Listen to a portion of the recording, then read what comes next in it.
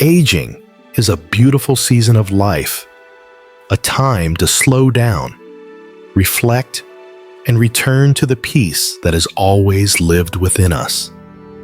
It's a stage meant for deeper connection with ourselves, for appreciating the little joys, and for living more intentionally.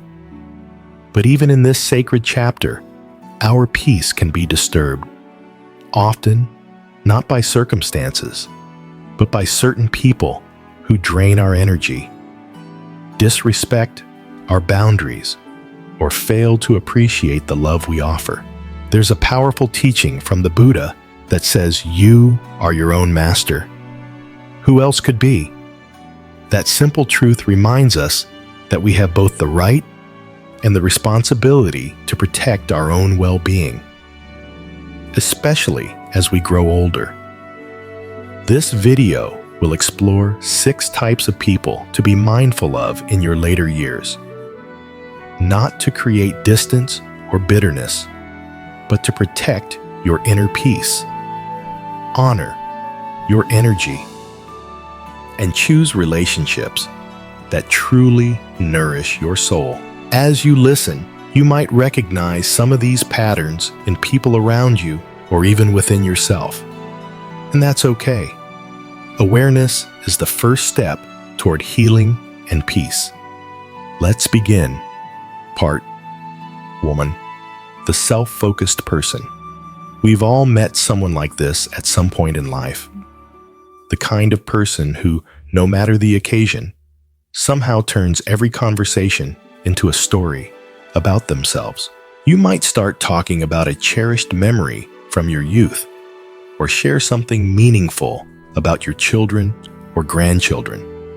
And before you know it, they've interrupted you, taken over the conversation, and made it all about their own experiences. They rarely ask questions. They hardly pause to listen. And when they do respond, it often feels like they're just waiting for their next chance to speak. Over time, this dynamic can become exhausting. It can make you feel small, overlooked, or even invisible, as though your stories, your feelings, and your voice don't matter. For older adults, this can feel especially painful. Our memories, our reflections, and the wisdom we've gathered over a lifetime deserve space to be heard and honored. These stories carry history, legacy, and heart. They're not just small talk. They're sacred. When someone constantly dominates the conversation and fails to truly listen, it sends a silent message your experience isn't important. And that message can slowly chip away at your sense of self-worth and connection. So how can we protect our peace in these situations? One gentle strategy is to guide the conversation with kindness but clarity. If someone interrupts you or starts steering the conversation back to themselves, you might say something like, "This story is really meaningful to me. Would you mind if I finish sharing it?" It's a simple sentence, but it holds a powerful boundary. It's a way of saying I matter. My voice matters, and if the person truly cares for you, they will notice and they will listen. But what if they don't? If someone repeatedly shows that they are not willing to honor your voice, even after gentle cues, it may be time to reconsider how much time you spend with them. You don't have to cut ties completely or create drama, but you can choose to limit your interactions or focus your energy on people who uplift you, who value what you have to say, and who meet you with respect. The Buddha taught that one of the roots of suffering is attachment, not just to things, but to people who do not bring peace into our lives. Letting go of or stepping back from such relationships isn't selfish, it's self-honoring. As we age, we have a right and even a responsibility to protect our emotional well-being. The people we surround ourselves with should make us feel seen, not sidelined. So, remember this simple truth. You deserve to be heard, not just as background noise in someone else's story. Your life, your voice, and your presence have meaning. Don't let anyone make you feel otherwise. Part 2. The thankless person. There's a particular kind of pain that comes not from giving too much, but from giving to someone who never says thank you.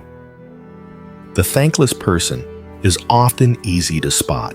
They show up when they need something. Money, a ride, emotional support, a listening ear.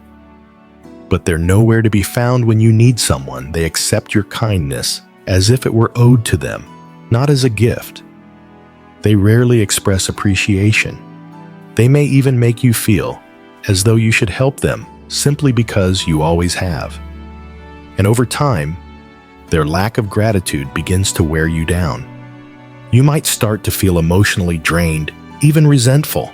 What once brought you joy, supporting others, lending a hand, now feels heavy and one-sided. The energy you give out doesn't return. It disappears into a space that offers no warmth back. As we grow older, we often become even more generous. We've lived long enough to know the value of kindness, and we want to pass it on. But what happens when our kindness is taken for granted? Buddhism teaches us to give freely without attachment to the outcome. As the Buddha said, give, without expecting anything in return. This teaching invites us to practice compassion, not as a transaction, but as a reflection of who we are. However, it doesn't mean we should become a bottomless well for those who give nothing in return, not even respect. Compassion and boundaries can and must go hand in hand. If someone consistently takes from you without appreciation or presence, it may be time to ask yourself, is this relationship nurturing me or depleting me? One powerful way to shift this dynamic is to redirect your kindness toward people and places where it's valued. Instead of continuing to give to someone who cannot receive with gratitude, consider channeling that energy into your community. Spend time with grandchildren. Volunteer with organizations that serve others. Share your time with friends who show up not just when they need something, but because they genuinely care. You'll find that when your compassion is met with appreciation, even simple heartfelt acknowledgement, it replenishes you rather than drains you. This doesn't mean you have to cut off the thankless person entirely, but it may mean stepping back, limiting how much you offer, or adjusting your expectations. You can still wish them well. You can still hold compassion for their struggles, but you don't need to carry the burden of their entitlement. Remember, compassion does not mean sacrificing your inner peace for someone else's indifference. Your energy is sacred. Your time is precious. And your love, when shared with awareness, can brighten the world. You deserve to be surrounded by people who recognize your heart, not just what they can get from you, but who you are. Part 3. The subtle controller. Sometimes, the most draining people in our lives aren't the loud or aggressive ones. They're the subtle controllers, the ones who wrap their expectations in guilt, who never raise their voices but somehow always make you feel like you have to help, even when you don't want to. These are the people who sigh instead of ask, who say things like, "Well, I guess I'll manage on my own," hoping you'll feel bad enough to step in. They might not openly demand anything, but their emotional pressure is constant. When you try to say no, they respond with silence, disappointment, or hurt feelings, not words, but a feeling that settles into your chest like a weight. This kind of relationship slowly wears away at your peace of mind. It traps you in a cycle of obligation. You might start canceling plans, ignoring your own needs, or saying yes when your heart is saying no, just to avoid the emotional fallout. And over time, you feel stuck, caught between wanting to be kind and feeling used. You may begin to question your own needs, your boundaries, and even your worth. In Buddhism, peace begins with awareness. Once we recognize that someone is manipulating our emotions, we have a choice to continue the pattern or to gently but firmly change it. Setting boundaries with a subtle controller doesn't mean starting a fight. It means standing in your truth with kindness and clarity. A simple, heartfelt response can be powerful. I know you're going through a lot, and I care about you deeply. But I also need to take care of myself right now. This kind of response acknowledges the other person's feelings without sacrificing your own well-being. It creates space for mutual respect, not silent control.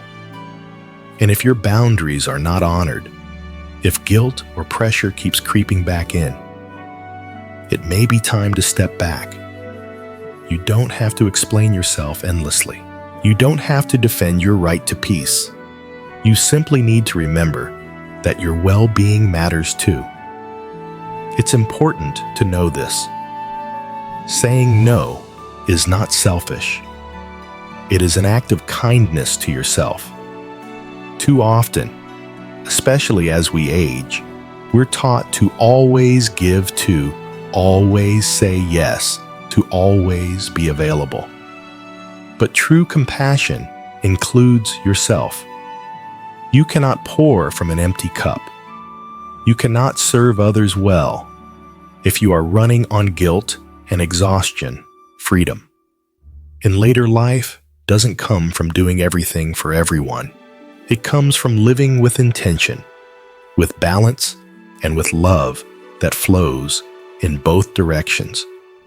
So the next time someone tries to steer your choices through subtle pressure, pause, breathe, and ask yourself, am I doing this from love or from guilt? You have the right to live with peace, not pressure. You've earned it. And honoring that truth is not just wise, it's healing. Part 4. The careless and irresponsible person. We've all known someone who seems to live in a constant state of chaos, who makes one poor decision after another and then turns to you to clean up the mess. At first, it might feel natural to step in and help. After all, we care. We want to be supportive. But over time, that help becomes a habit, and the habit becomes a burden. This type of person doesn't just make mistakes. They make them repeatedly.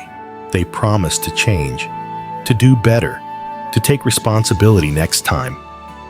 But next time comes, and nothing has changed. There's always another excuse, another crisis, another situation that somehow becomes your problem. What happens then? You become the one carrying the emotional and practical load. You're the one staying up late, worrying, fixing what's broken, offering rides, covering bills, or soothing tensions. Little by little, your energy gets drained, not just physically, but emotionally, mentally, even spiritually. And this isn't about one-off support. It's about a pattern where someone refuses to grow because they know someone else. You will cushion the fall. In Buddhism, we are taught about karma, not as punishment, but as the law of cause and effect. Every action has consequences, and for someone to truly grow, they must experience those consequences for themselves. If we're always jumping in to rescue others from their own decisions, we interfere with that natural learning process. We take away the opportunity for growth, and we carry a burden that was never ours to hold. That doesn't mean turning your back on someone entirely. Compassion doesn't disappear. It transforms. Instead of fixing things for them, you might gently encourage them to take the lead in their own life. You can say something like, "I know this is hard, and I believe you're capable of finding a way through. Here are some resources that might help. Offer support from a distance. Suggest local services, counseling, or support groups. Be a source of encouragement, not a constant safety net." It's okay to care deeply and still say no to being their solution every time.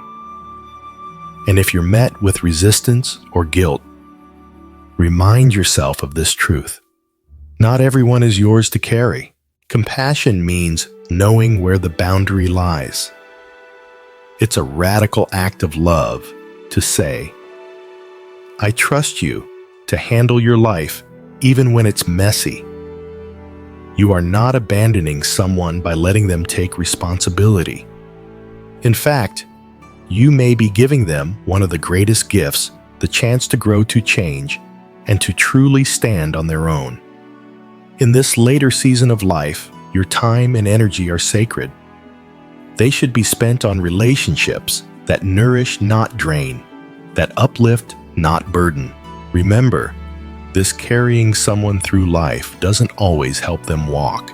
Sometimes the best support is stepping back so they can find their own way forward. Part 5. The overcritical person. There's a certain kind of person who always seems to find something wrong. Maybe they're subtle, offering helpful suggestions with a smile, or maybe they're blunt, pointing out your flaws or missteps without any care for how it makes you feel. Either way, the result is the same. You leave the conversation feeling a little smaller, a little more unsure of yourself. With time, this pattern can quietly chip away at your confidence, making you question your choices, your worth, even your memories. This kind of criticism isn't about helping you grow. It's about control. It comes from a place of superiority, not love. And it can be especially harmful in later life when your wisdom, experiences, and contributions should be honored, not dismissed or diminished. Buddhism reminds us that words have power, but they only hold that power if we allow them to settle in our hearts. As the Buddha taught, words only hurt if you let them live in your mind. In other words, not every opinion deserves a seat at your inner table. You've lived long enough to know who you are. You've survived joy and sorrow, success and loss. You've earned the right to walk your path with confidence. When someone constantly criticizes, it's often more about them than you, about their own need to feel superior, or their fear of change, or their discomfort with someone who's comfortable in their own skin. So how can you protect your peace without becoming hard or bitter? One powerful way is to respond with calm clarity. You might simply say, "Thank you, but I'm content with how I'm doing this." No anger, no defense, just grounded self-assurance. This sets a boundary without creating conflict. It shows that you're not asking for approval. You're standing in your own truth. If the criticism continues, or if it becomes emotionally draining, it's okay to step back. You can love someone and still choose not to be their emotional target. You can be kind and still limit contact. Your peace is not selfish. It's sacred. Surround yourself with voices that uplift, not tear down. At this stage of life, every moment matters. You deserve to spend your time in conversations that feel like a warm embrace, not a cold judgment. Let go of the need to prove yourself to anyone. You are not defined by someone else's opinion. Not your children's, not your siblings, not your friends. You define your own worth, and your worth is not up for debate. Remember this gentle truth. Peace comes when you stop letting others define your value. You can live this season of life with softness and strength, with kindness and clarity. When you protect your heart from constant criticism, you make room for joy, for self-love, and for the relationships that truly nourish your soul. Part 6. The Energy Vampire. We all know someone like this, someone who walks into a room and within minutes, it feels like the air has been sucked out. They don't mean to harm, but their constant complaining, negative outlook, and refusal to change can leave you feeling utterly drained. Every conversation turns into a loop of problems with no solutions. They speak not to connect or grow, but to vent, to spiral, to pull others into their storm. These individuals are often referred to as energy vampires. It's not a harsh label, but rather a helpful way to understand the effect they have. No matter how supportive or compassionate you try to be, it seems like your kindness vanishes into a bottomless well of dissatisfaction. And while you might care deeply for them, each interaction leaves you more tired, more anxious, more depleted. Over time, this kind of relationship doesn't just exhaust you. It dims your own inner light. You might start to dread their phone calls or feel a sense of guilt for wanting space. But there's an important truth to remember. Your energy is sacred. You've spent a lifetime building wisdom, resilience, and peace. That's not something to be given away lightly. Buddhism teaches us to protect the flame of our awareness, our inner presence. Imagine your soul like a candle. If it's constantly exposed to the wind, the flame will flicker and eventually go out. But if it's protected, shielded from the gusts, it can burn steady, giving warmth and light, not just to you, but to those who truly need it.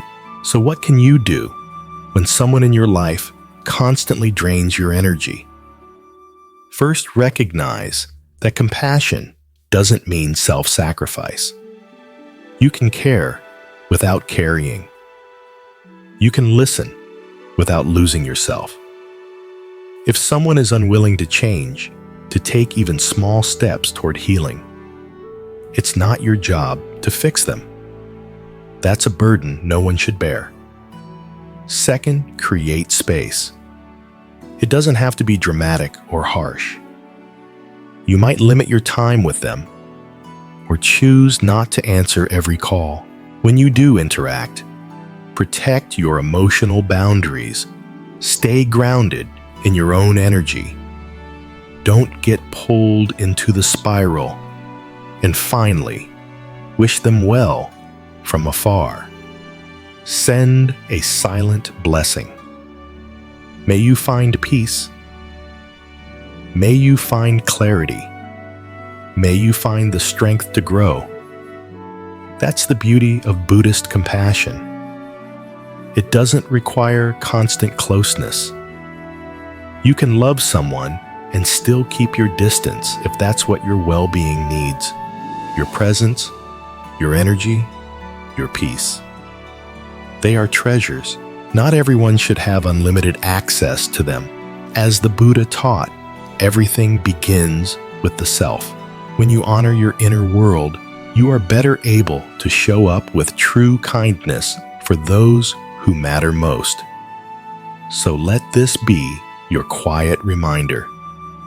Protect your energy like the treasure of your soul. In doing so, you honor not just yourself, but the sacred path you walk each and every day. As we reflect on today's conversation, let's summarize the 6 types of people to avoid in the later stages of life. The self-centered individual, the ungrateful person, the subtle controller, the careless, irresponsible one, the chronic critic, the energy vampire.